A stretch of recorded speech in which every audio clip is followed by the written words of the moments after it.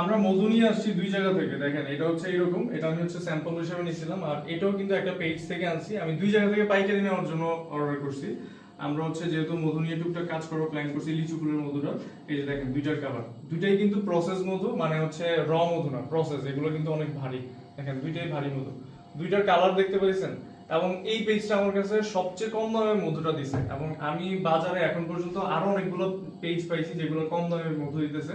আমি চিন্তা করলাম এত কম দামে পাইকারি দিতেছে, আমি হচ্ছে একটা টেস্ট করি। ওদের কাছ থেকে আমি 2 কেজি মধু আনছি, আর আরেকটা পেজ থেকে আমি আনছি, সে হচ্ছে একটু বেশি দামে দিছে। এটাও প্রসেস, এটার গ্রান আর এটার গ্রান মানে এটার টেস্ট আমরা একটু চেক করব।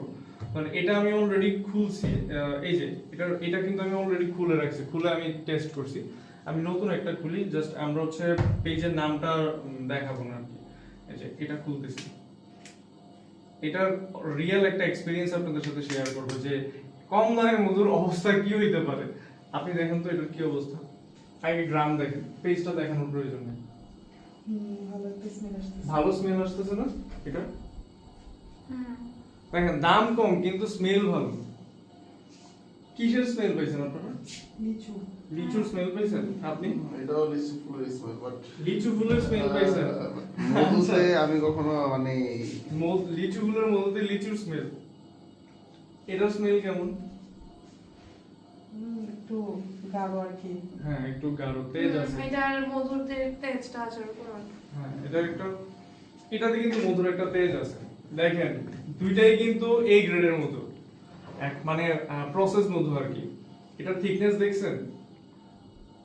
লিচু ফুলের মধুতে লিচুর গ্রান কখনোই থাকে না, আর এত ক্লিয়ার, ক্রিস্টাল ক্লিয়ার কখনোই হয় না প্রসেস করার পরে। যখন প্রসেস হয় তখন এটা ঘন হয়, ময়েশ্চার চলে যায়, আর সেই সময় কখনোই আপনার এই ধরনের কালার হবে না। এই ধরনের কালার হওয়া মানে এটা হচ্ছে আপনার ভিতর কিছু মিক্স করা হয়েছে। যখন আপনার লিচু ফুলের মধুটা একদম র থাকে, মানে জাস্ট আপনার এটা হচ্ছে হারভেস্ট করা হয়েছে মধুটা, তখন হচ্ছে এইরকম একটা ক্লিয়ার কালার থাকে। বাট এটাকে যখন প্রসেস করা হয়, ময়েশ্চারটা রিমুভ করা হয়, তখন কিন্তু এটার কালারটা ক্লিয়ার আর থাকে না, এরকম ঘন হয়ে যায়। আর এটার গ্রানটা কিন্তু হচ্ছে একটু তেজ তেজ থাকবে, যেমন মধুর গ্রানটা যেমন হওয়া উচিত আর কি। তো এই দুইটা মধু, ওরা আমাকে প্রাইস যখন কম বলছে, আমি চিন্তা করলাম যে আগে নিয়ে আসি 2 কেজি। আমি তাদের সাথে কথাই বলছি যে 2 কেজি নেই, তারপর হচ্ছে আপনাদের সাথে কথা বলবো আমি পাইকারি নিব কি নিব না। মধু হাতে নিয়েই আমার বুঝে হয়ে গেছে যে এটা হচ্ছে 2 নম্বর মধু, কারণ এটাতে আপনারা গ্রাম পাইছেন লিচুর, একদম লিচুর ফ্লেভার পাওয়া যাইতেছে। এটাতে কোনো লিচুর ফ্লেভার নাই, কিন্তু এটাতে হচ্ছে একটা তেজ আছে, মধুর যে তেজটা থাকা দরকার সেরকম একটা তেজ আছে, এবং হচ্ছে মধুর যে টেস্ট থাকা দরকার সেরকম টেস্ট আছে। ভালো কথা, আমি তো খাইতেই দিই না। আপনারা একটু খেয়ে দেখেনি এটা, খাওয়ার পর আপনাদের কাছে কেমন লাগে।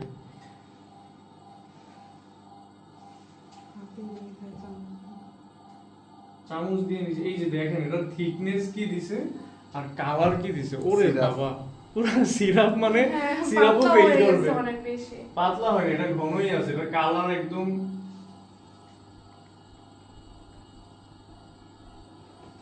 আচ্ছা যাক, যেটা পড়ার পড়ছে আপনি একটু নেন।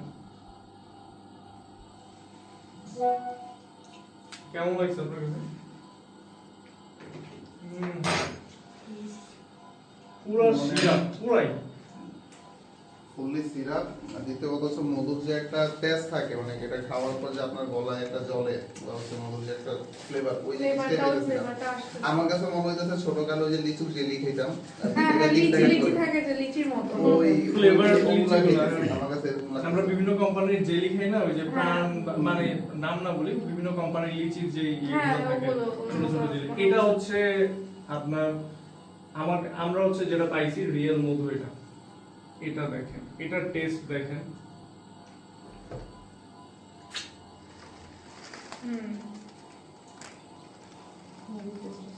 রিয়েল টেস্ট পাইছেন? মধুর আরো অনেক কিছু, আরো অনেক ভেরিয়েশন আছে টেস্ট করার জন্য। এটা একটা জাদু আছে মধুতে যে ঝাঁজটা থাকার কথা, এটাতে কিন্তু সেই ঝাঁজটাও পাওয়া যাচ্ছে। এখন বুঝেন আপনার বাংলাদেশে কি অবস্থা। এখন পর্যন্ত বাংলাদেশে এত মধু উৎপন্ন হচ্ছে, মানে আপনার এখন কিন্তু সিজন, আর কিছুদিন পর সিজনটা শেষ হবে লিচু ফুলের মধুর। এই সময়ে অসাধুরা কি করতেছে চিন্তা করে। এবং আমি কিন্তু টেস্ট করার জন্যই আনছি, এগুলো টেস্ট করার জন্য আনছি, কারণ আমি যেহেতু পাইকারি নিয়ে আপনাদের সাথে, মানে আমার ক্লায়েন্টদেরকে, কাস্টমারদেরকে, আমার সম্মানিত কাস্টমার যারা আছে সবসময় মধুর জন্য আমাদেরকে কল করেন, বা আমরা চেষ্টা করতেছি। আমরা লিচু ফুলের মধু নিয়ে কখনো কাজ করিনি, আমরা ফার্স্ট টাইম আমরা কাজ করা শুরু করতেছি। আমরা সরিষা ফুল নিয়ে কাজ করতাম।